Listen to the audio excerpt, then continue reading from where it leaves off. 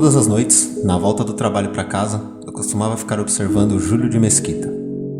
O colégio está localizado numa rua pouco movimentada e com ar decadente no bairro do Ipiranga, com seus comércios aparentando a idade e o desgaste do tempo, com poucas residências ao redor. Ele foi tombado há alguns anos como patrimônio arquitetônico, já que sua construção remonta aos anos de 1910.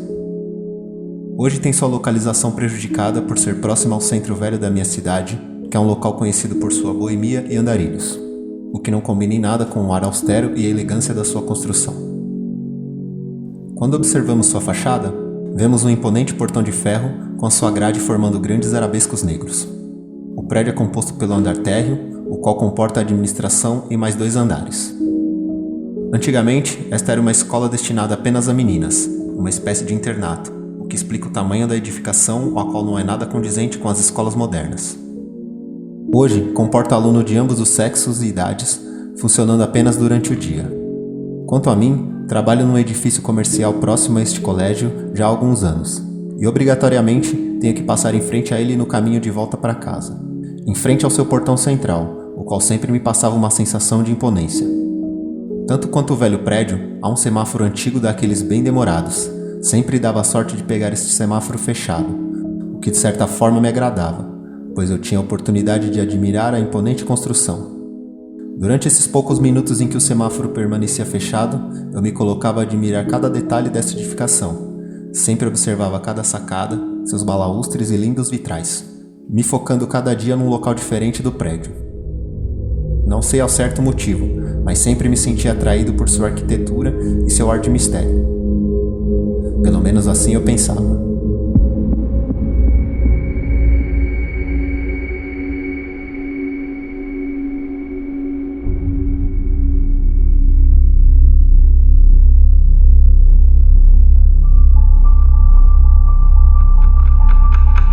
Menos de um ano, um fato começou a me chamar a atenção.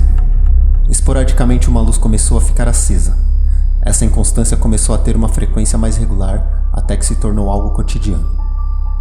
Perdido em meus pensamentos, me perguntava por que a escola inteira sempre estava com todas as luzes apagadas, exceto as de uma sala no canto esquerdo do 2º andar, pois, pelo adiantado da hora, o colégio já deveria estar fechado há muito. Outra coisa que passei a reparar, e que destoava da linda arquitetura do colégio, era uma mancha que descia da janela desta sala em direção ao solo. Era algo estranho, como se alguém houvesse derrubado tinta. Algo num tom ocre, quase uma ferrugem. O mais estranho foi ter passado uma vez durante o dia pelo colégio e reparar que a mancha não estava ali. Passei diversas outras vezes a fim de verificar também durante o dia, e realmente não havia nada, embora durante a noite a mancha ficasse muito nítida. Nesta sala, a que permanecia com as luzes acesas, no início não percebi nada de irregular. Com o passar dos dias, sempre que eu olhava para esta sala, vez ou outra vi uma menina de longos cabelos negros na janela. Com o passar do tempo, assim como as luzes, a presença da garota se tornou uma constante. Confesso que a princípio, seu olhar vidrado me causava arrepios. Sim, arrepios, pois ela olhava para o infinito, como se estivesse à espera de algo ou alguém. Era um olhar frio, perdido, triste. Dia após dia, este cenário se repetia. Eu, parado em frente ao portão do Júlio de Mesquita, observando detalhes da sua estrutura e as luzes sempre acesas. E os olhos, aqueles olhos começaram a me observar. No começo aquilo me incomodava, parecia que ela tentava me dizer algo com seu olhar. Umas vezes melancólico, outras vezes tão intensos que eu não conseguia distinguir o que sentia ao vê-la. Com o passar do tempo, tudo começou a ficar familiar. Aliás, não só familiar, como também parte do meu ritual de retorno para casa. Me recordo que algumas vezes eu até fantasiava em relação a quem aquela linda garota poderia ser, quem ela poderia estar esperando, porque seu olhar era sempre tão intenso. Cada vez mais me intrigava a razão dela estar ali, todos os dias, nos últimos meses, sempre na mesma janela. Por diversas vezes me peguei ansioso, esperando o sinal fechado para poder ficar ali por apenas alguns minutos observando. E em muitas ocasiões, onde o sinal estaria aberto para minha passagem, admito que cheguei a reduzir e até a parar meu carro, apenas para que eu pudesse parar exatamente em frente ao colégio quando o semáforo fechasse. E por que tudo isso? Porque eu era visto por ela. Sim, eu tinha certeza de que era visto por ela. Seus olhos me hipnotizavam. Sua beleza me hipnotizava. Uma noite, observando-a como de costume, me lembrei da descrição de Iracema, no livro de mesmo nome de José de Alencar, o qual dizia que a bela Iracema tinha seus cabelos mais negros que a asa da graúna e mais longos que seu talhe de palmeira. Era assim que ela era, bela e intensa, da mesma forma como o autor se referia à jovem Iracema. Cheguei a divagar que se José de Alencar tivesse a mesma visão que eu tinha dessa bela menina, a teria como musa para inspirar sua personagem.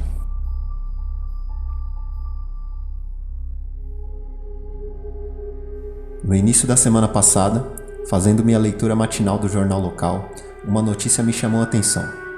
O título era: Inicia-se hoje a revitalização da fachada do Colégio Júlio de Mesquita. Comecei a ler a notícia, pois me era familiar e gerou uma certa curiosidade. Pensei, talvez falem sobre a mancha misteriosa, talvez tenha havido algum vazamento ou algo assim. Mal sabia eu que em questão de minutos todas as minhas indagações seriam respondidas, de uma só vez, e de uma forma que eu jamais imaginei. No jornal, havia uma nota falando sobre as reformas pelas quais a escola Júlio de Mesquita iria passar e descrevia detalhadamente o motivo da reforma. Há exatos 12 meses, um triste incidente havia acontecido. Um jovem aluno, de nome Pedro, numa crise de ciúmes, após fazer uso de diversas substâncias entorpecentes, matou sua namorada, a apunhalando com uma chave de fenda diversas vezes, deixando-a pendurada na janela como uma boneca de pano, ao término do período das aulas. A jovem, de nome Ana, havia se mudado para essa escola há pouco mais de 2 meses na época, e para sua infelicidade, se envolvido com esse garoto, um bad boy local. Segundo o jornal, ela havia sido vítima de uma fofoca onde afirmavam que ela saía com mais 2 garotos. Descobriu-se mais tarde se tratar de um boato criado por uma ex-namorada desse garoto, que não se conformava com o término da relação. Infelizmente, Ana não teve tempo de desmentir o fato. No fatídico dia, como de costume, ela ficava aguardando seu namorado em sua sala após o término das aulas. Esse costume era corriqueiro, pois Ana ainda não havia contado a seus pais sobre o namoro e tinha medo de ser vista com Pedro fora da escola. Como ela era muito simpática e carismática, fez diversos amigos no curto período em que estudou na escola, onde ganhou também a amizade e confiança do filho do zelador, que abria a escola para que ela e o namorado pudessem ir embora depois de passar algum tempo ali namorando. Neste dia, assim que o rapaz a avistou sozinha na sala, avançou sobre ela e cruelmente desferiu 3 golpes com uma chave de fenda em seu peito. Em seguida, com um fio de aço, a amarrou agonizando na janela e foi embora. A notícia finalizava informando que ela sangrou durante toda a noite, tendo uma morte lenta e solitária. Seu sangue escorreu pela janela, deixando um rastro pela fachada até chegar ao chão. Neste momento, um arrepio percorreu minha espinha e um rosto fixou-se em minha mente.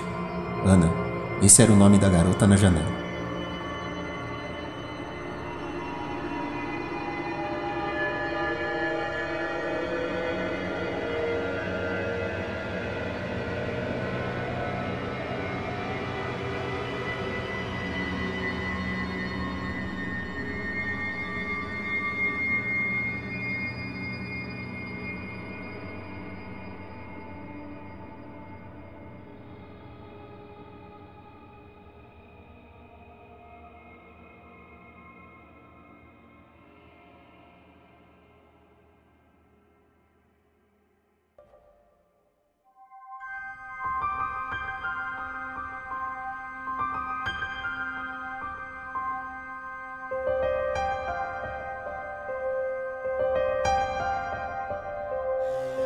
Esse foi o episódio A Garota na Janela, um conto de Fabiana Vanelli.